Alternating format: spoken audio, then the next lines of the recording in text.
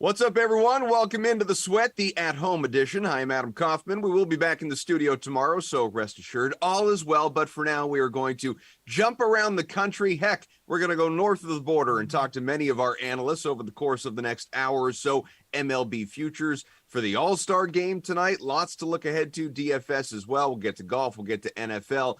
Maybe NBA if we have time. We'll do a whole lot of it over the course of the next 60 minutes, like I mentioned. But for now, we're going to jump in with baseball and react to last night's home run derby. It was exhilarating, guys. It was everything that the NBA All-Star game basically was not. It was a ton of fun, or at least the slam dunk competition, a real dud. This one, not the case. Balls flying out all over the park. Let's go to our collection of experts jumping on in. DK contributors, Gary and Thorne, Nick Fryer, also from RotoWire, Paul Bruno. It's great to see all of you, obviously. And Gary, and let's start with you and just the reaction to last night in general. The fact that Juan Soto, we talked a ton about him going in, goes out and dominate. Well, I shouldn't say dominates. He won. He edged out Julio Rodriguez, but there were some very dominant rounds for him and a great performance. Yeah, I mean, look, I think in general, I'm just still so happy that they figured this out. I mean, as you know, I think all baseball fans, you grow up as a kid, this is such a meaningful event to you, and then starts to lose its magic a little bit. And, you know, partly you think, oh, am I just getting older? Is this kind of losing its appeal? And when it came to the home run derby, it really was. The format was just terrible. And it was boring at times. It just didn't flow properly. And the last 3 years of this derby format have been fantastic. I mean, really every single one has been must-watch TV. And the star power this event even brings out. I mean, you mentioned like the slam dunk contest, where sometimes they're bringing in like a second round rookie that you haven't seen play more than 20 minutes is one of the 4 dunk contest contestants. We've got Juan Soto and Julio Rodriguez, and, you know, Shohei Ohtani does it last year. Vladimir Guerrero Jr. does it 3 years ago against Ronald Acuna Jr. Like, star power. The star power of this event is fantastic too. So in general, just a big thumbs up from me. What a great event. And Nick, not even just the star power, but the young star power, the guys who are going to be dominating Major League Baseball for the next decade and a half. And, you know, not to be lost in all of this, the ceremonial, although it proved to be much more exhilarating than that, performance of Albert Pujols being in this thing and just launching bombs all over the yard. Yeah, it's really weird to think that he's been in this league for 22 years now. I mean, one of the greats like the game has ever seen. I remember it was him and Ichiro coming in the same year, and just two absolute forces, some of the best players that we've ever seen. But yeah, I mean, it's funny going into this last night, I'm thinking, yeah, this is like the second most popular event of all-star events, because all the all-star games, most people don't care a whole heck of a lot about. But with the NBA, it's like you have the slam dunk contest. But as we're reflecting on it today, it's like, that thing's been terrible for years now. This, like Gary was saying, has been absolute money. And I think it's interesting, like over the years, yes, you know, for Gary and I are same age, like when we were younger, you have these stars and everything, and the evolution of the home run and just hitters in general over this, I guess, century has been kind of wild. And they clearly needed to change the format, because in the 90s and before that, home runs weren't flying out at the rate that they are, that they have this century. So I think that yes, they've done a great job with it. And I wish that Julio Rodriguez had won it. I'm getting a little annoyed seeing some guys like put on a great show and then they don't win. But it is fitting that Soto got it with everything going on coming into this.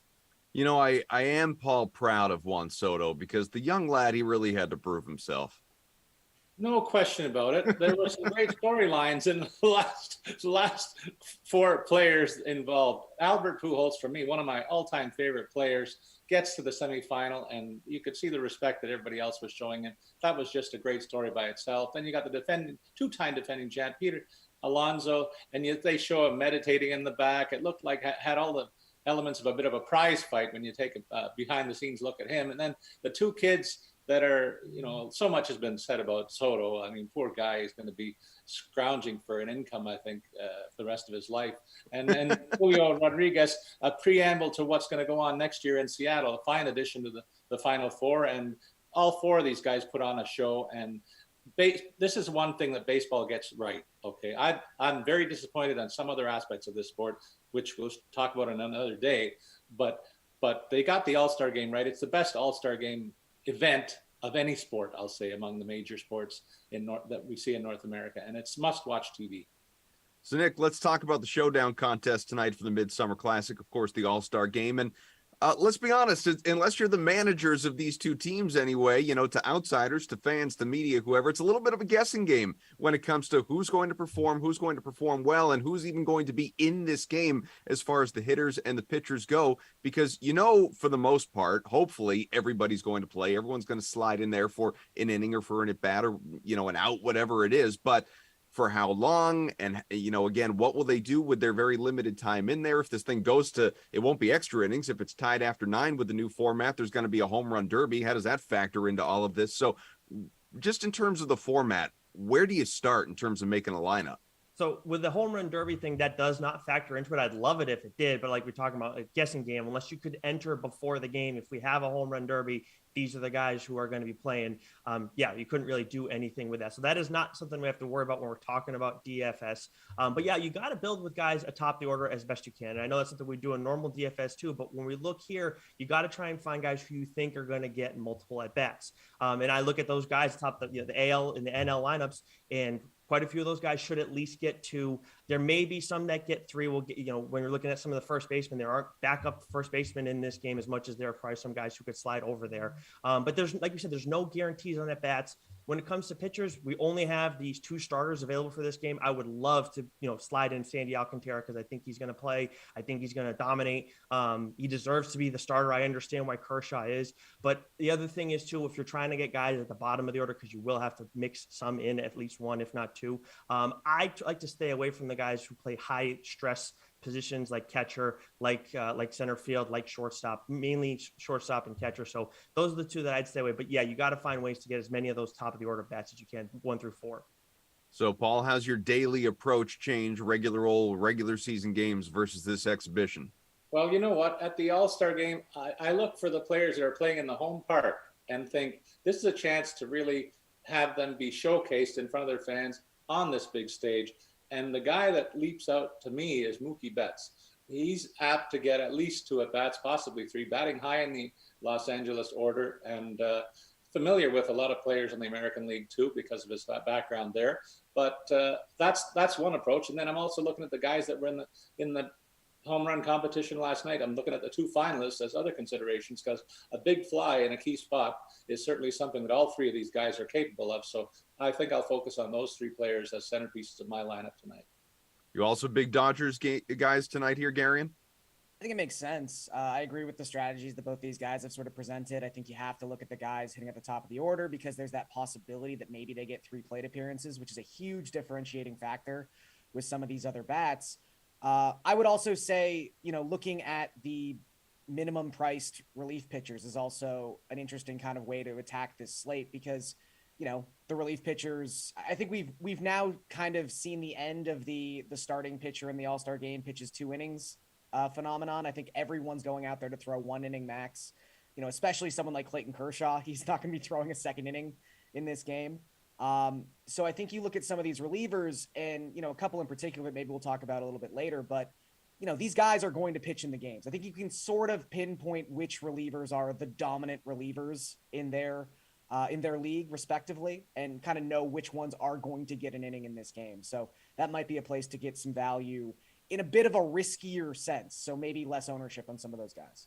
In a perfect world, Paul, your stud of studs is going to be your captain. So who is the captain here in this showdown?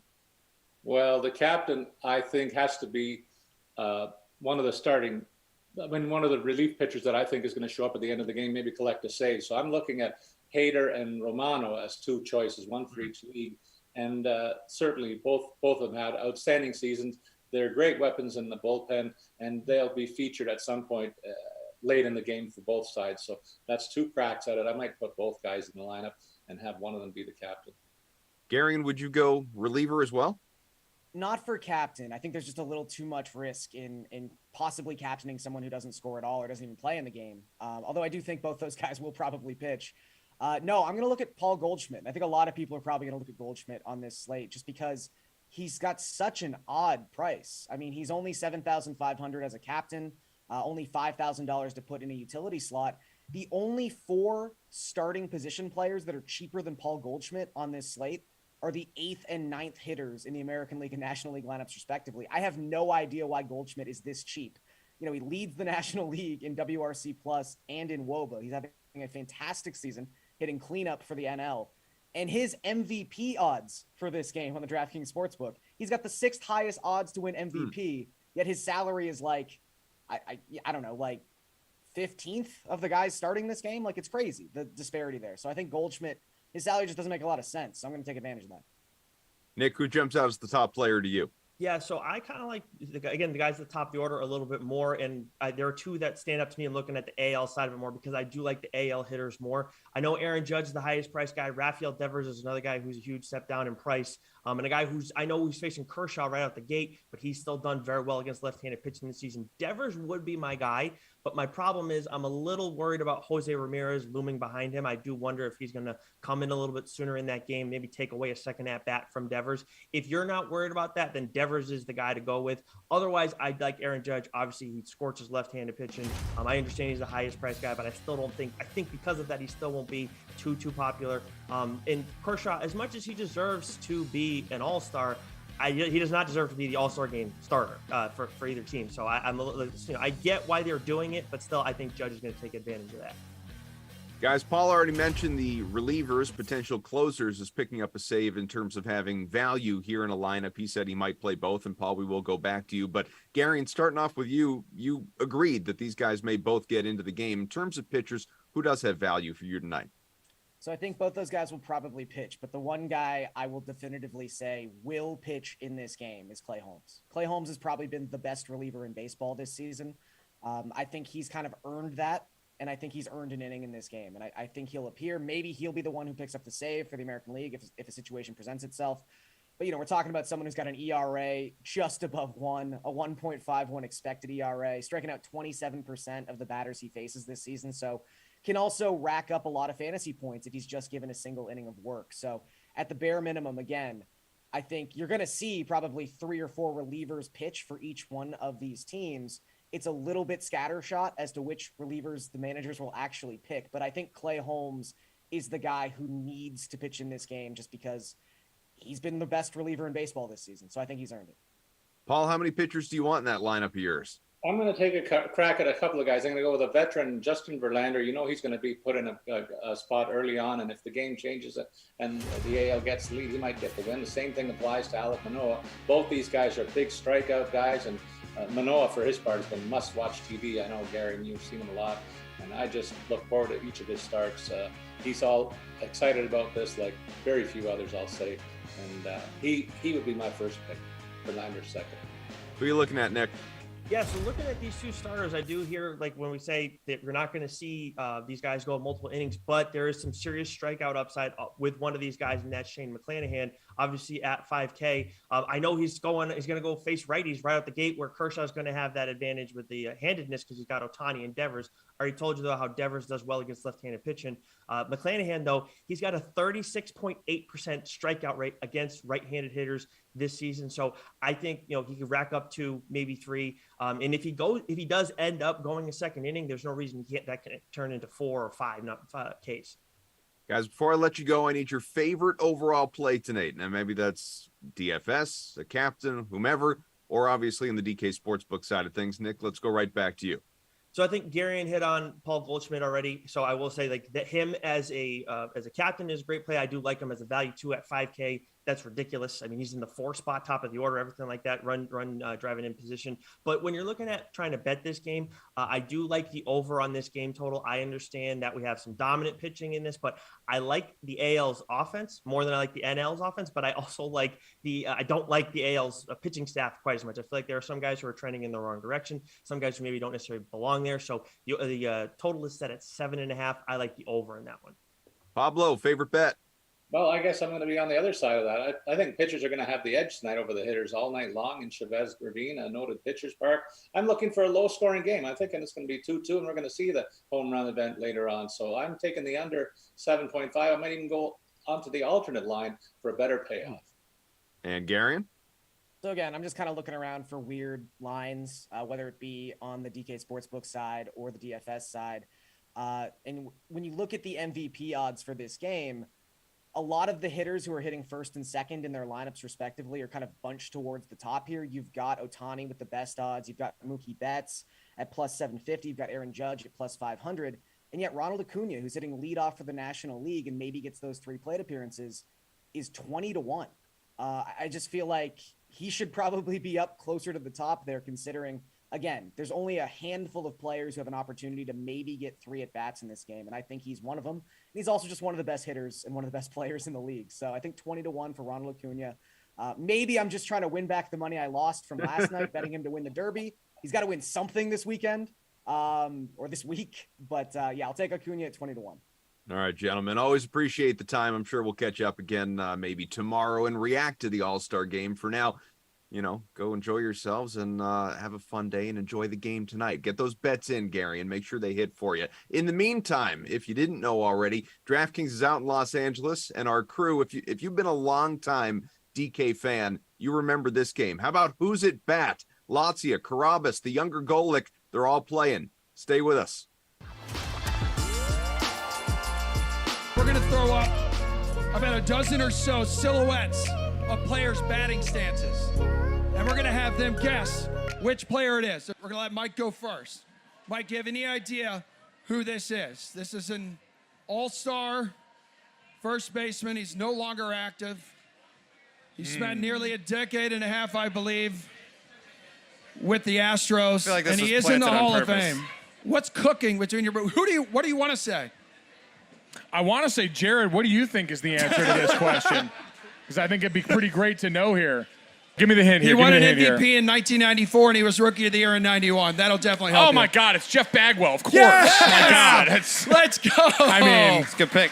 You're good at this Wow. game. have a bit of a little theater in there. Yeah. Steve Buchanan, did you have him on that? Wow. No. I might have Didn't help mouthed me it, at but all. he didn't pick it up. Okay, let's go to the next one. I thought it was coming at me. That All right, actually frightened me a little bit. This dude played till he was almost 50. That's Julio Franco. Okay, wow. We're going to let Gold go first, but you were Sorry, correct. my bad. I thought it was my turn. It's Julio Franco. I know, we're trying to give it, because you're probably going to know maybe a few more of these than him. I'm 2 for 2 All right, right I won't- now. Yeah, that's true. Just tell me for anyone when I keeping can score play. at home, I'm Mike, Tell me, rating tell me it. when I get can back play. here. I'll be over here. You tell did me when I can play. you did not get that one wrong. So, yes, Okay. Yeah. you nailed it. I'm 2 for 2. A Tampa Bay Devil Rays legend. All right, let's go to the next one. This... That's the same. Isn't that the same silhouette? No, it is not. No, it is not.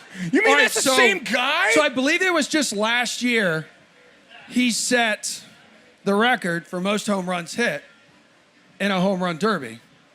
It was last year or 2019, one of them. Does anybody... Oh, that's a good hint. I mean, that's One a of good them. enough hint, right? Get the year right. Okay, I'm hearing some Vlad Jr. guesses out there. Would you like to agree Man. with the wonderful people in the crowd? I'll go Vlad Jr. I don't feel great about it, though. I'll be a man of the people. According to a man on this stage, got a hell of a wagon. He does. That was my concern, is he wasn't like, Vlad's like me. He's a big guy. Yeah, he certainly is. And this is certainly not. Let's see it. Is it Vlad? It's Vlad. Wow. It's Vlad. Okay, nice job. I'm not nice going to lie. job. That silhouette could have used a little more junk, I think. Yeah, I don't know. I think he's Yeah. definitely... a He's little definitely more side Make my profile there. silhouette look like that from now on.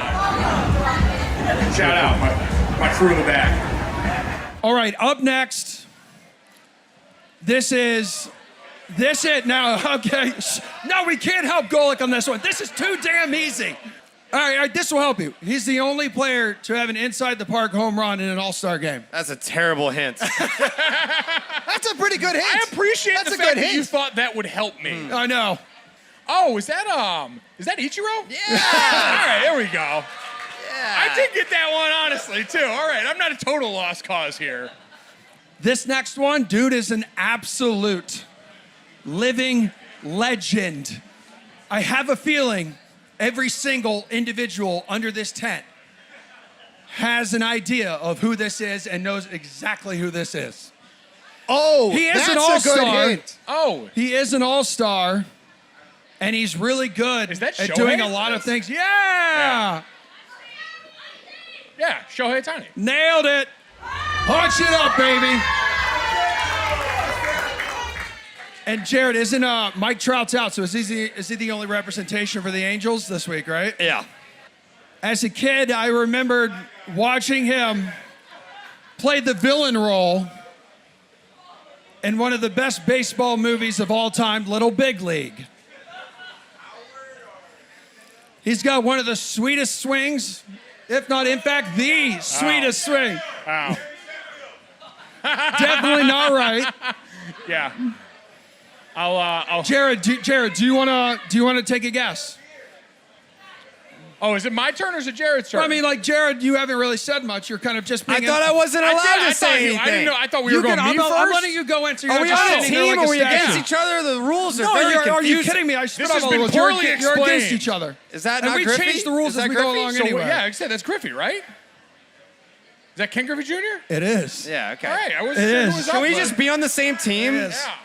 I actually knew that one. Yeah, let us be teammates. Okay, fire up the next slide. Not only... That's Albert Pujols. Not only... Oh, it's not... That's Albert Pujols, I'm not a Steve. machine. I'm just Albert. Yes, it is Albert Pujols. Yeah. Yeah. Now if you're going to let me play, we're going to play. Congratulations. Is he going to win tomorrow night? Is he just going to upset Yes. the world? He's going to No, go out on top? no. He is. He's going to knock off your boy from Waltham? He Wow. could. He very well could in the first round. One Julio seed, Rodriguez. 1 seed versus an 8 seed. This next one, Tom Brady. That's Tom Kevin Brady. Youkilis. God, I'm serious. All right, let's go back to Mike going first. Why is that a Yankee picture? He was there for 2 days. Merritt, fun Because fact, everything about this thing today is designed to hurt you. Yeah, like he was. Every portion of today's He was with the Red proceeding. Sox from 2004 to halfway through 2012. He was with the Yankees for 3.5 Yeah. minutes, and that's the picture. I that mean, we're hell, using. wasn't he in the booth today with OB calling the game? He was, yeah. I think he was. Like, people Yeah. sat around here and listened to his voice for 5 hours. That game was the longest ever. All right. Fun fact, though, that I was Yankee going to fans use. were thrilled. Married to Tom Brady's sister, and Tom Brady told his sister when they were engaged, move like, or even before they got engaged, move as slow as molasses with this guy. 100%. All right, up next. This is... I mean, right? Does anybody have any idea who this is? Is that Stanton? Does anybody Sorry. in the crowd like to take a guess? Jared said yesterday that this man needs to smile more because he's big, he hits a lot of home runs. You can tell by the stance because He's in New York, It's like this. and he makes a lot of money. Jared He hits like described him this. earlier today as just Yeah. tall. Don't know He's why a he modern does day that. Babe Just Ruth. tall. And who is it? It's Mike or Giancarlo Stanton, Yes, depending on thank where you, you met thank him in you. the Yes, journey. it is. Depending You on nailed what it. year it Okay, is. Great. All right, our 10th one. Would you like to give a hint? Do you know who this is? He's in the home run derby. He's He's been the story of the baseball world He's really the for the fifth past few seed. days. He's the 5th seed in the home run derby tomorrow night. That's a good one. Oh. He also just turned down. Yeah. You just talked about him. You just talked about him on the podcast. Well, I know, I get it now. And Like, according to Jared, I'm it wasn't waiting the to see money. if anyone else knows on this one. It wasn't the money he was saying no to. It was the city of D.C. Right. Because Very besides pointed. one monument, there's nothing to see He's there. anti-monument. Big time. Big anti-monument guy. over Hates here. monuments. So who is it? Do I get to say it? You could say it. That's Juan Soto. Yes, it is. look at that. Absolutely. Now I'm being told Wouldn't we have boo, a he could be bonus. on your team soon if you're anyone. We that's have not one more to Nationals. go. This is a bonus one. This wasn't even on my notes sheet with all the fun facts. Is that you, Emerson? I'm not quite sure. That's Emerson like- and T-ball. But I am told this was a T-ball legend This in is Jacksonville, Florida. He played for the Giants. Yeah. What? I thought it was the Twins. No, it's the Giants. I'm the Giants? That was Wow. his T-ball team, And the so- Giants. And so this He guy didn't make it past the pitching machine after he got plunked by the pitching machine. Well, I heard it was because this guy's mom told him that his playing T-ball were the worst, hardest years of her life. Yes. That is a fact. She is on record saying that. Wow. The Jacksonville Jackhammer. Emerson Lacia. That's going on my LinkedIn page right when we're done with this. Yeah, absolutely. There he is. Wow. Absolutely. Look at that. Indeed. Yep. He got the memo on the 5-inch Yeah, you inseams can way tell- before the rest of us. Wow. Anyway, that's Who's It Bad, everybody. Great job, Steve. Great job. Steve, Great thanks, job, Steve. everybody. Thanks, Most Steve. of you got it right as well. Well, you can see why athletically he never went anywhere. Welcome back to The Sweat. Jeff Pratt, DK contributor. I'm Adam Kaufman. We're going to talk a little NBA. And Jeff, obviously it's good to see you. NBA seeing the future as we rely on the DraftKings Sportsbook. And of course, our beloved, there is total bias here. Our beloved Boston Celtics are the favorites right now to win a championship after being the runners-up last year, finishing 2 wins shy. Warriors, of course, were the champs, but the Celts on the DK Sportsbook right now are sitting at plus 550. What do you think the best bet is in this category? Well, first, Adam, we have to talk about the Celtics. I don't think they're the best bet, but they absolutely deserve to be the favorite to win it all right now. Top to bottom, they have the best roster in the NBA. They're running back their starting lineup, which was the best defensive lineup in the league by far last year. They're adding a 50-40-90 guy off the bench, and Malcolm Brogdon will probably be the best sixth man in the league next year. They added a talented bench scorer in Danilo Gallinari. They're deep. They're running it back. They kept their core intact. As of now, who knows what will happen with Kevin Durant? Maybe they decide to go crazy and pull a swing for him. But enough about the Celtics. Let's talk about the Dallas Mavericks, because they stand out to me at plus 1,600. Tim Hardaway Jr. will be back. They added a potential 20-10 guy in Christian Wood. Spencer Dinwiddie will continue to get more adjusted to his sixth-man role. And I didn't even mention my pick for MVP, which is obviously Luka Doncic. We know what he brings to the table. They just made a run to the Western Conference Finals. Don't sleep on Dallas again in the weaker West. Well, look, maybe Kevin Durant gets swung in a deal over there, too, to Dallas. Yeah. He'd be getting in at a real good number right now. Kevin Durant's future is screwing everything up because nobody knows what direction that's going to go. He could potentially wind up still in Brooklyn. We'll find out. But another place he is getting courted, if you will, is right back to the Warriors. There's a lot of smoke, a lot of noise behind the scenes. If you don't want to make a bet right now on an NBA champion, maybe you just want to bet on the finalists, the conference champions. I mentioned the Celtics. We talked about them, obviously. Shouldn't shock anyone. They are the favorites to come out of the East. Sitting right now in the DK Sportsbook at plus 220. The Phoenix Suns, though, are the favorites in the West, despite not reaching the NBA Finals last year at plus 330. So who do you like in the East and the West? I'm looking for value right now. We've seen through the past couple of years, a lot of these teams that are making to the conference finals aren't necessarily favorites heading into the playoffs. They just get hot. A lot of them are younger teams. I'm not going to go with one of them on the East. I will for the West. On the East, you mentioned Kevin Durant might stick in Brooklyn. I actually really like the value on the Nets right now at plus 900. There's a world where Kyrie Irving and KD remain on Brooklyn's roster throughout the entirety of next season. While Lakers fans are really dying for that Kyrie for Russ swap, it's an extremely complicated deal. It's going to require at least a third team to come in and take Westbrook because Brooklyn doesn't want him.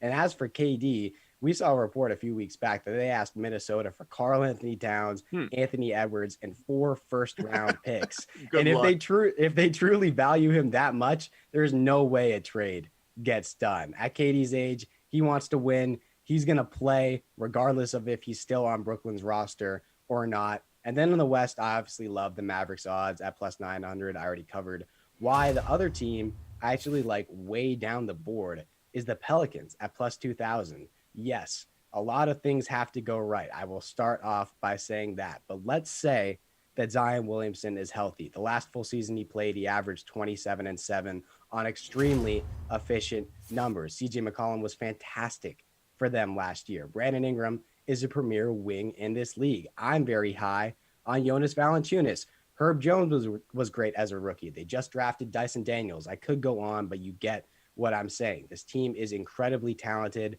and if a few things go right for them and a few things go wrong for other teams in the West, I could see them making a run to the Western Conference Finals a bit earlier than expected. Man, makes me feel like we're only 2-3 years away from Jeff's soliloquy on the OKC Thunder. I'm in. Oh, yeah. We're if already everything there, man. breaks right. We're already there, yeah. I love it. So here's what we're going to do, Pratt. We're going to expand the pyramid, right? We started at the top with a champion. Then we go to the conference champs. Well, maybe you're not eager to bet on that. There are too many unknowns. You just want to go with the finalists to come out in each conference with, the conference matchups, the final four, the favorite bets right now in the DK Sportsbook. Won't shock anybody, obviously. The Celtics and Bucks. That matchup is plus 550. The Suns and Warriors, they're sitting at plus 850. So what in this category makes the most sense to you? Celtics Bucks makes all the sense in the world. These are the two best teams in the East by a considerable margin, assuming Brooklyn loses Kyrie or KD. And then barring a Donovan Mitchell trade, the Heat don't have enough to make another Eastern Conference Finals run. I know Miami's constantly in rumors. It's really tough for them to get Kevin Durant because they're probably going to have to ship Bam Adebayo, but Brooklyn can't take Bam Adebayo because they already have Ben Simmons. They're on similar extension deals as rookies. I do think that Philly can make a run here if James Harden gets right. You can take them against Boston at plus 1,100 or against Milwaukee at plus 1,300. For me, I'm really focusing on that core of teams right now. And then the West is really tough because as good as the Warriors were, it kind of feels wide open right now. You expect regression from Golden State as their stars get older. We know a deep run takes a toll on aging stars like Steph Curry and Klay Thompson. I think the Clippers will absolutely be here as long as they stay healthy. With John Wall now in the equation, he's got a full year to rest. Kawhi and Paul George are fresh off of injury seasons, but they've been resting up. That's one of the deepest teams in the league. You can take them against the Pelicans. I mentioned them last segment at plus 4,000. We just saw a younger team make it to the Western Conference Finals in Dallas. So New Orleans could be there. The Mavs could be back. Taking them against the Clippers is at plus 2,000 right now. Same with the Grizzlies, who are obviously still young, but they made a run last year. I like all of those potential matchups, but the one constant is seeing the Clippers in that matchup. Jeff, I was going to keep expanding the pyramid, talking about division winners and best monthly records and preseason favorites, but alas, we're tight on time, my friend. So we're going to let you go. We'll talk to you again this week, I'm sure. We are going to talk NFL, a little over-under action with our panel on the other side. Halfway home in the sweat. Don't go anywhere.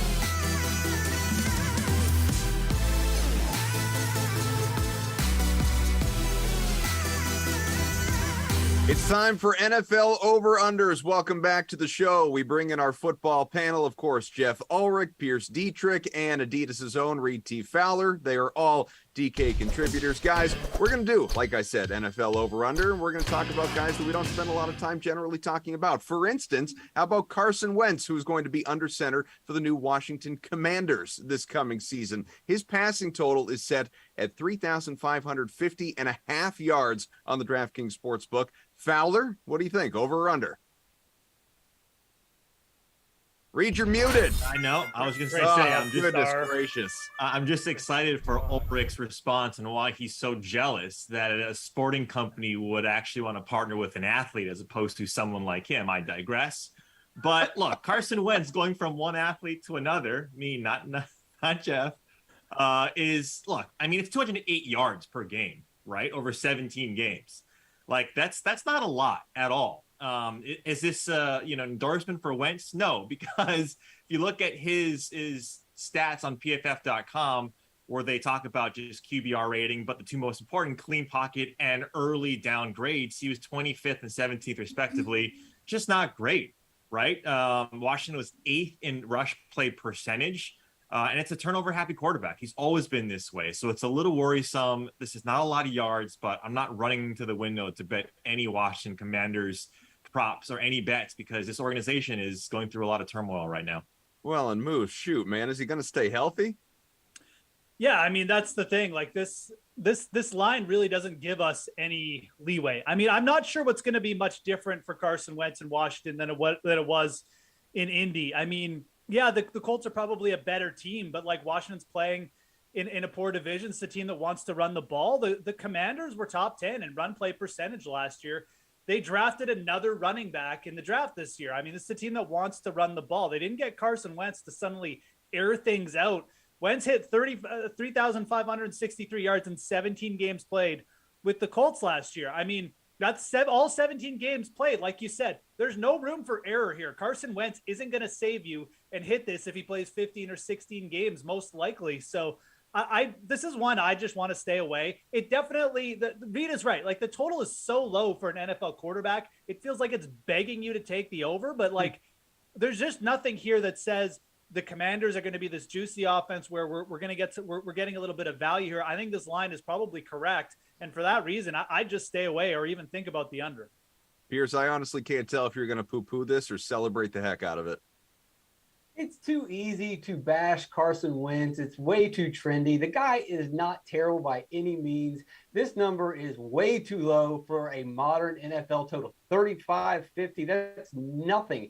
Taylor Heineke last year threw for 3,400 yards in this conservative offense that was often missing receivers, that was often down running backs, pass-catching running backs, and he still managed to throw for 3,400 yards, and he's Taylor Heineke. He also didn't have an offensive line. We love to mention that that offensive line was starting a plus-size model. That's how depleted the offensive line was for Washington.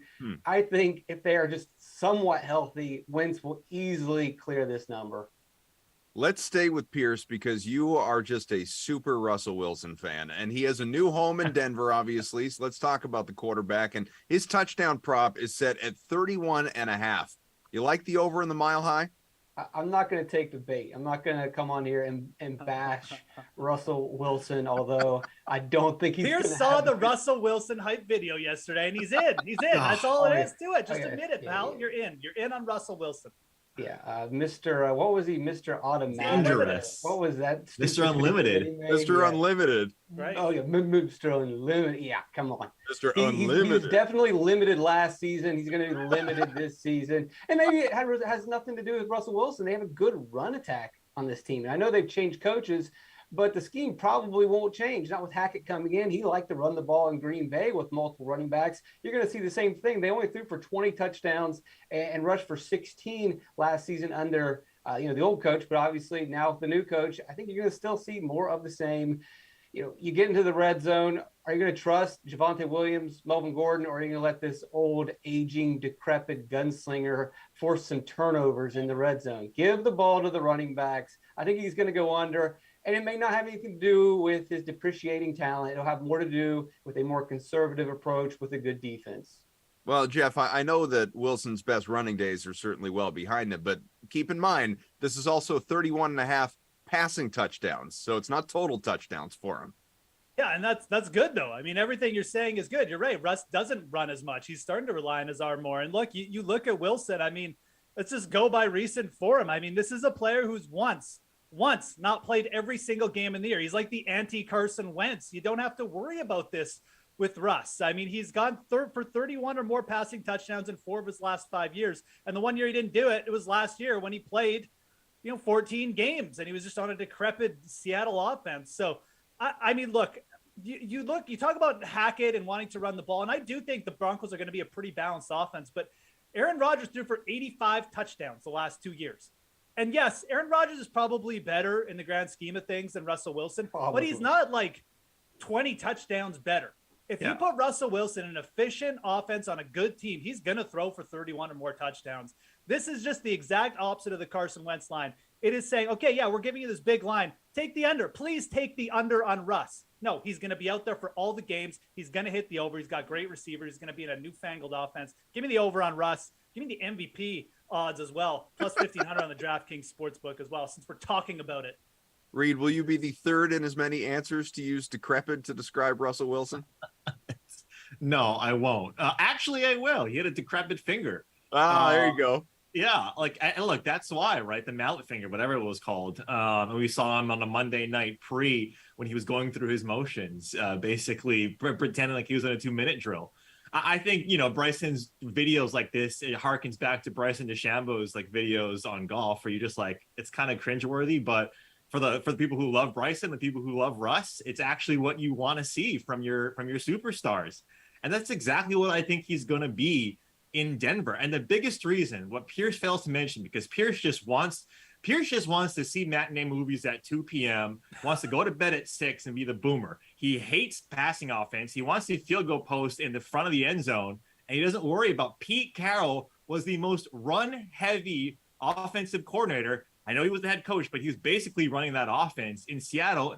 And Russ still went for over this number 4 times with Pete Carroll. Now you got Nathaniel Hackett, like Jeff talked about, who had Aaron Rodgers. I don't think he's that far off. Like, Aaron Rodgers is better than Russell Wilson, but I don't think, like Jeff talked about, he's that far off. And the offenses are pretty comparable. Like Seattle's offense to what he has now in Denver are pretty comparable. So yeah, I'm with Jeff. I think he goes over this. Reed, when you start coming after 2 o'clock matinees, you're not singling out Pierce anymore. Actually.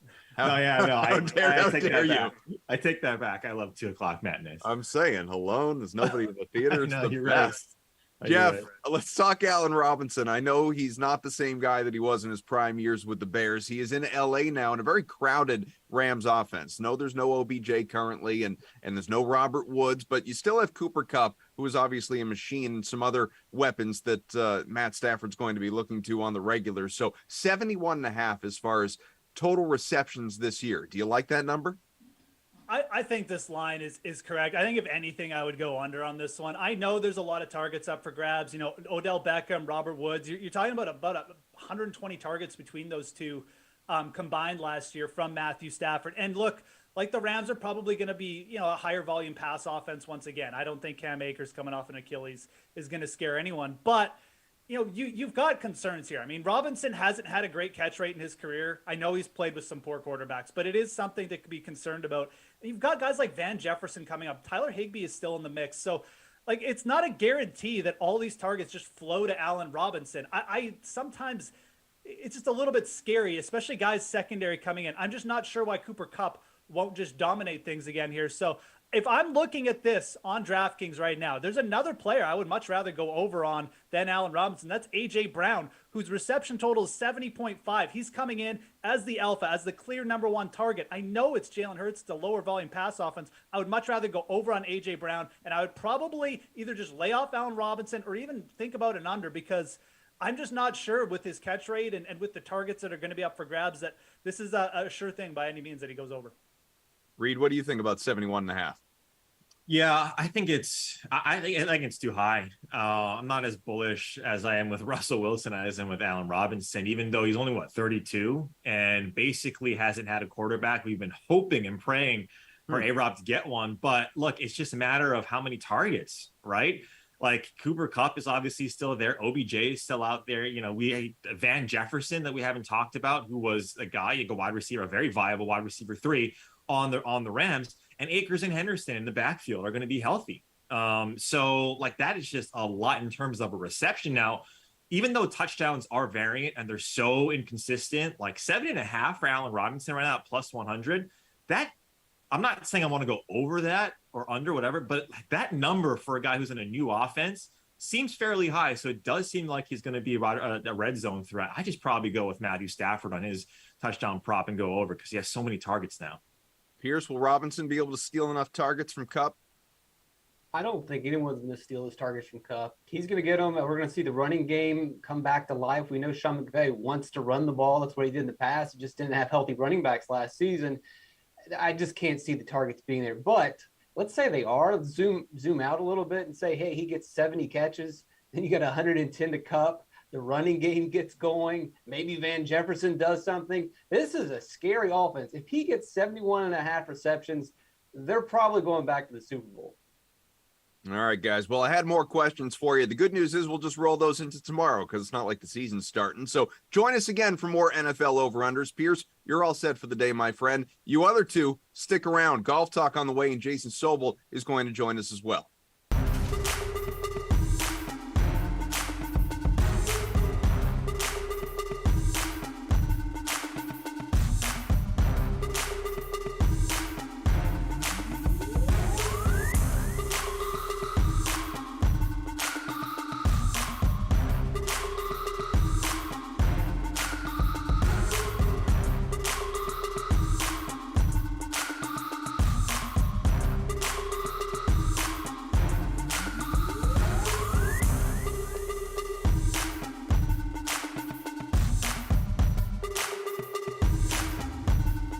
not quite as glamorous, obviously, as the Open Championship, but we do have the 3M Open in Minneapolis coming up this week, starting in just a couple of days. Welcome back, Fowler and Ulrich, as well as the Action Network's Jason Sobel jumping on in. Jason, how you been, buddy?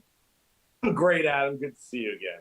It's good to see you. I would start with you normally, but there's actually it's contractual. It's a long story. But when Tony Finau is part of the first question, I have to start with Reed. So Reed, let's talk Tony Finau here coming up. He crept up on the board as a favorite for the 3M Open on the DK Sportsbook, plus 1,100 to win this thing. How do you like Tony's chances in this tournament? Well, I got my model got besmirched yesterday from a one Collins slot, and so I'm a little worried about Tony Finau because Finau is number one in said model. Having said that, look, I think when you get Finau as the favorite in any golf tournament, that's a little scary because the guy, even though he's one of the best, even though he can score at an incredible clip, he doesn't really win.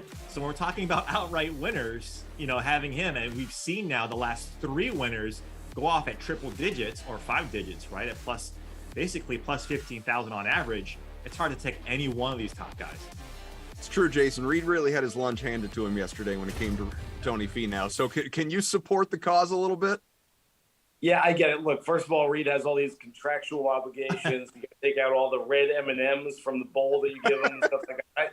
I get all of that. As far as Tony Finau, look, Tony Finau doesn't have a whole lot of win equity in most fields, and this one coming off a plane in Scotland for a few weeks. No, I am not digging down and taking a short price on Tony Finau. In fact, Adam, this week for me, this is my bullpen game.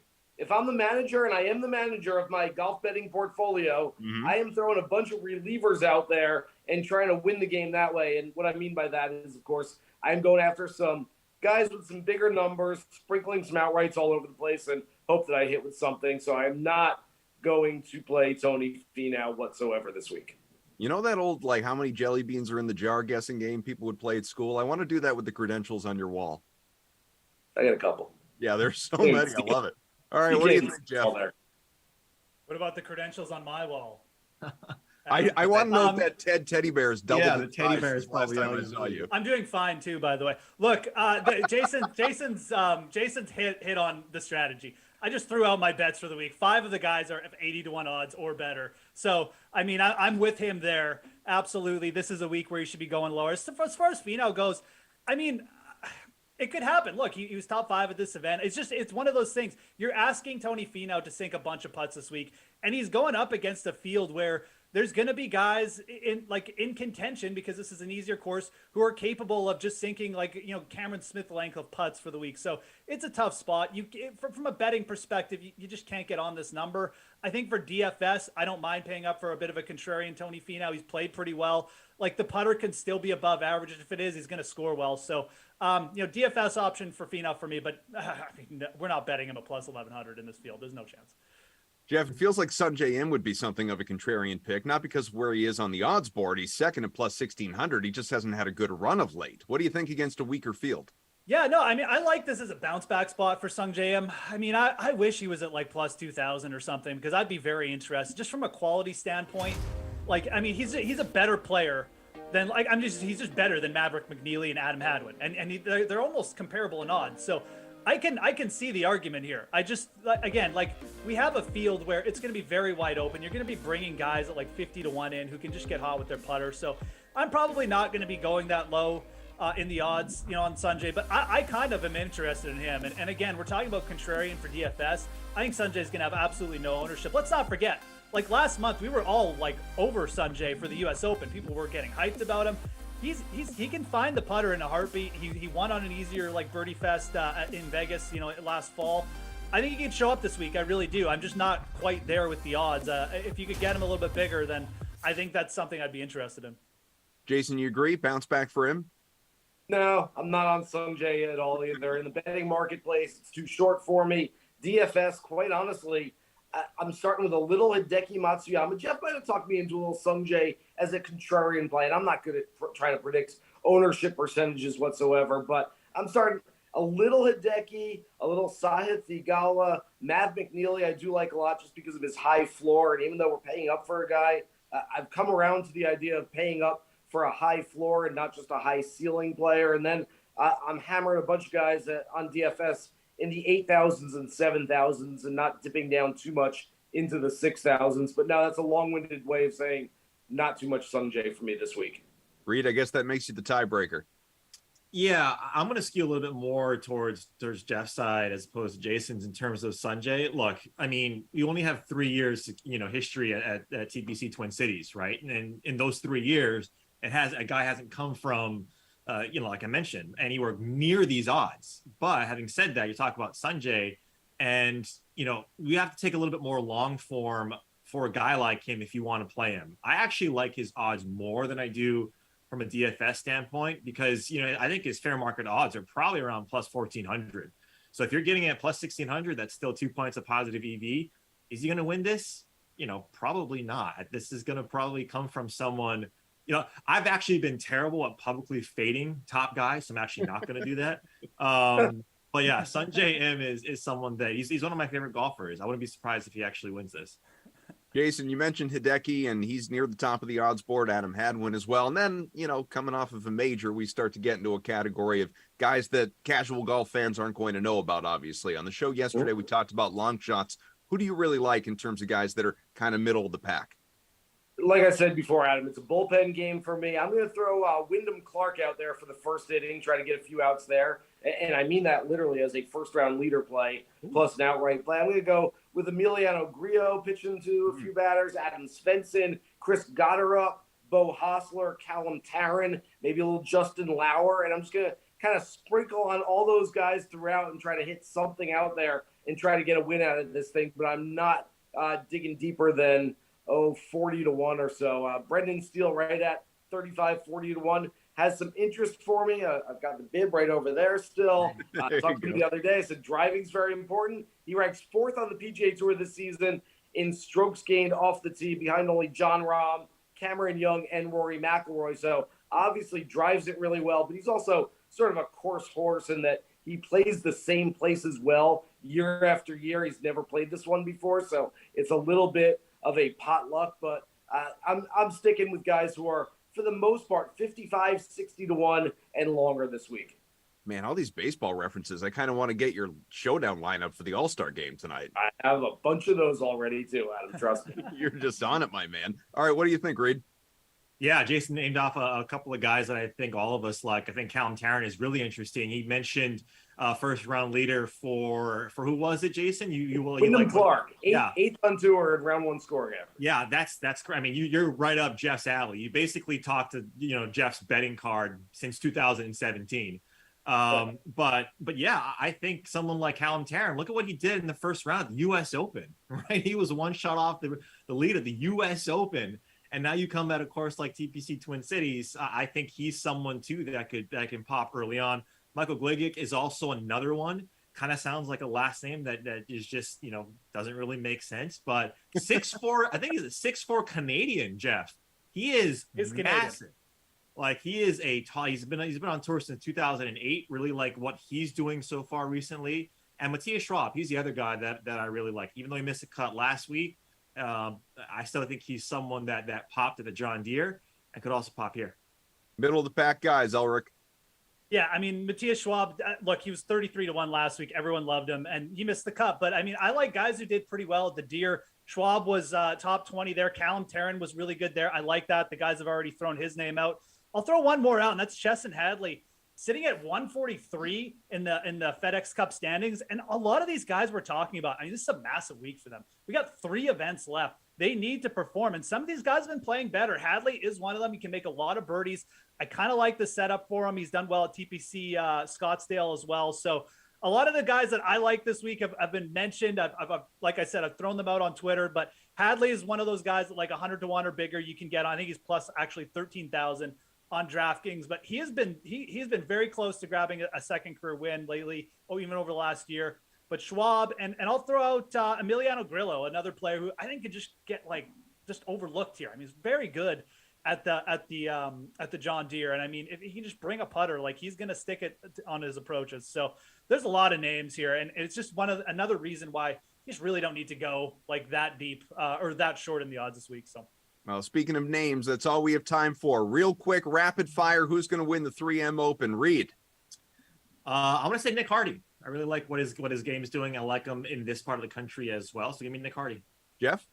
One player I'm willing to go deep on or low on in the odds is Davis Riley. I'm going to go with Davis Riley this week. Like that he's coming in rested. And Jason. Of all these guys with big numbers next to their names that I'm taking this week, the biggest number is next to the name of Callum Tarrant. Let's go, Callum.